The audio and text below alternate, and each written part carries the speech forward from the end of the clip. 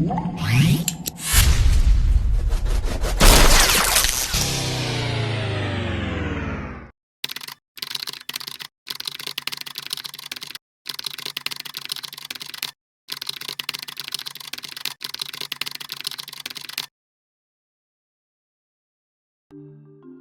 mga kamirana, this is Coach Miranda Manor and welcome to another edition of our video where I'm going to be discussing about spot ETF at ano nga ba yung latest na lumabas na mga balita ngayon about the delay decision ng SEC about the ARK 21 shares Bitcoin ETFs. Muna po natin.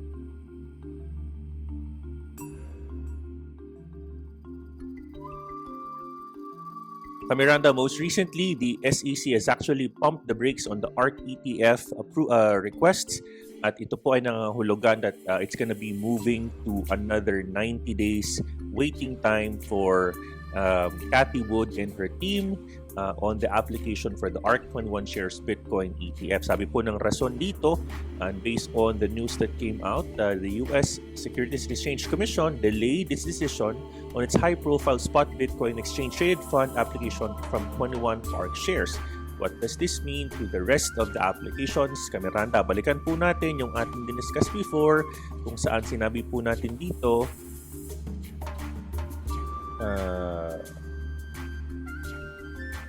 that here,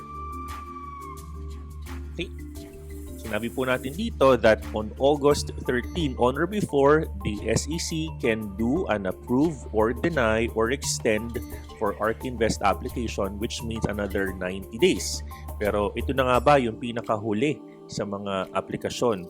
Miranda, hindi pa po. No? If you remember, there's also an application from BlackRock represented by iShares Miranda, which means dapat today makareceive din tayo ng update coming from SEC. However, if you remember, Miranda, bakit hindi po malamang today, baka next week pa yan, is because if you remember, during that particular time na nagkaroon sila ng application, the SEC as of June 30, nag-reply po sa grupo ng mga nag-apply na sina CBOE and iShares na si BlackRock na i-reapply nila because hindi raw malinaw yung kanilang application, wala daw custodian. So if you remember, on July 3, nagkaroon po ng news that they actually refiled, CBOE have refiled their application stating that Coinbase is their custodian and Coinbase is also the company that they will have the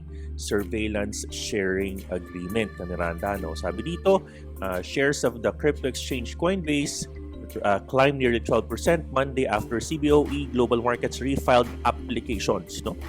Stating that Coinbase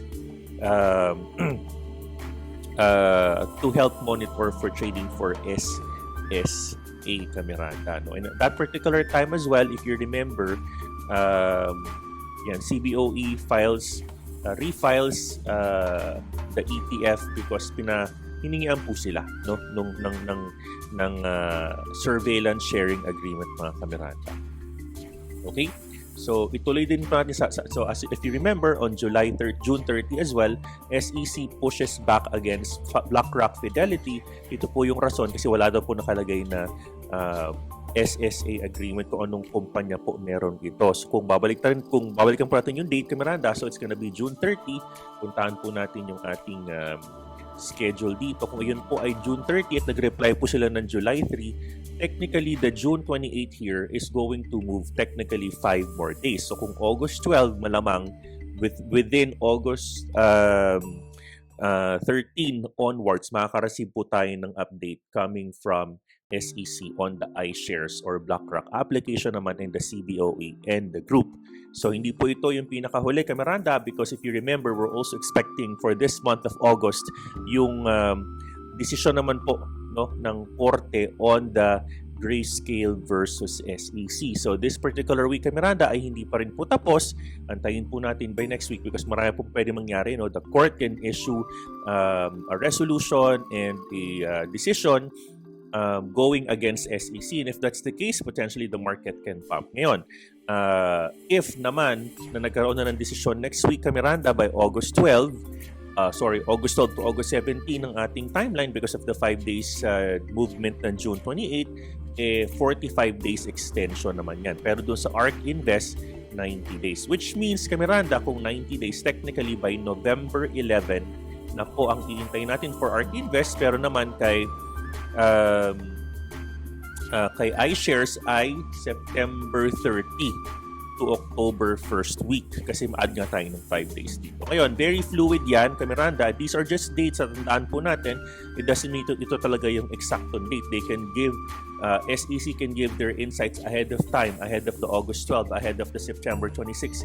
Nasa sa kanila po yan if they would like to maximize the date or not. Alright, okay. Yun muna ang ating live Kamiranda for today. Quick video para alam po natin ninyo, mayroong quick explainer on what does it mean for that particular approval to come in on ARK Invest and of course next week for iShares or BlackRock. Again, maraming salamat Kamiranda, and if you've learned something in this video, please don't forget to click on like and subscribe to our channel para ikaw ay updated for everything about crypto all in one channel. Maraming salamat po at I love you 3000. This is the Global Miranda Miner Trail, our home of the culture of Malasakit. This is the Global Miranda Miner Trail, our home of the culture of Malasakit.